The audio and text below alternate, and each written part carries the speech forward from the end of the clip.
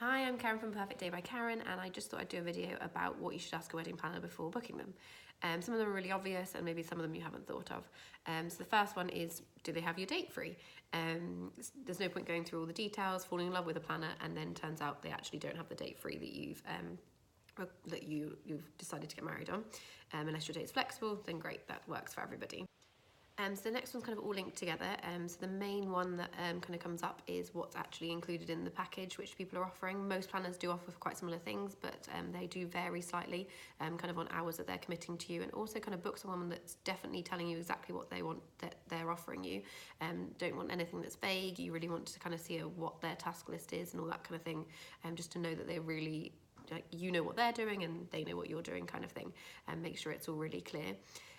The next thing is to kind of know whether they will be there on the day or if they kind of have a team of people that kind of show up on things. If it is the case that somebody else is there on the day, then I do recommend making sure that you've met them as well. You really want to have a good relationship with the person that's working your wedding day. You don't want someone to turn up that you've never met before. It's just a really personal day and really important to kind of have a relationship with that person that's kind of your eyes and also with that main contact, kind of when are they around, kind of in the lead up to, how often can you contact them, when can you contact them, do they have office hours, are they open 24/7? These things are really important, kind of if you're traveling from overseas, say you're in China or America where there's a time difference from France, it would be really important to make sure that you know when people are going to reply to you. And also to note, if you're obviously really busy and someone that really wants quick answers, you really need to know when they're kind of going to likely to answer you. Do they have hours that they are set that they open? The next one, I don't actually think is important, but most brides do. They want to know kind of how many weddings a planner has. I don't think this is important because a planner is there to plan your wedding day, and that's kind of what they're trained to do and what they're good at. So they should be able to manage their time effectively regardless of how many weddings they have. They should only take on what they feel they can do. So that's why I don't really think it's important. But it's good to know maybe whether people are doing kind of one every weekend, 2 a week, 1 a month, kind of that thing, just to know kind of how much time they're going to spend with you. But that should have been detailed in kind of what's included, so that you know where you kind of stand from the beginning.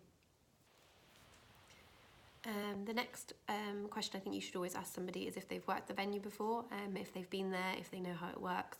It doesn't matter if they have or they haven't. It's just nice to know if they have, or what they're going to do about learning about your venue. Are they going to visit it? Are they going to go there before your actual wedding day? I personally do, but some planners don't.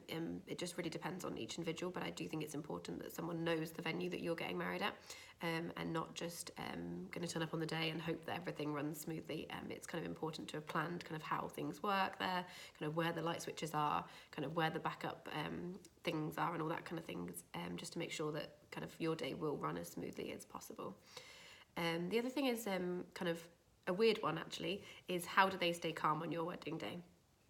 Obviously the last thing you want is a planner running around like a headless chicken, not knowing what's going on, not knowing what's where and things, and the minute that something goes slightly wrong, they're flapping, which obviously is not going to help you when you're already going to be kind of nervous or maybe just a bit unsure about how things are going to go out that day. Personally, it's something that I learned from actually being at hospitality college years ago. I remember my lecturer at the time saying that you should always be a swan. It doesn't matter what's going on underneath. You can be pedaling, you can be swimming like crazy underneath, but as long as on top you look serene and perfect, then that's all that matters. I don't think a bride and groom on their actual wedding day need to know the kind of little bits and pieces that are going wrong if anything does go wrong. Let's hope generally for most people it doesn't, but it's just best that you aren't aware of that on the day. Obviously if something does massively go wrong or something needs kind of verifying by the bride or groom or whichever, then I do think that it's important to make sure they're aware. But if it's not something that needs to be confirmed, it's just something that needs resolving, I don't think they should even be aware of it. For example, I had somebody that booked someone to do chair covers. They turned up, they fell sick halfway through doing them, but the bride still to this day doesn't know that I actually did the chair covers myself and no one else was around to be able to do them. So I just think it's really important to make sure that you're not going to cause drama on the day. As a wedding planner, you should really be there to make everything calm and relaxed. I hope you like watching this video. If you'd like any more videos on anything in particular, then please do get in touch, and I will post some more next week. Thanks very much for watching.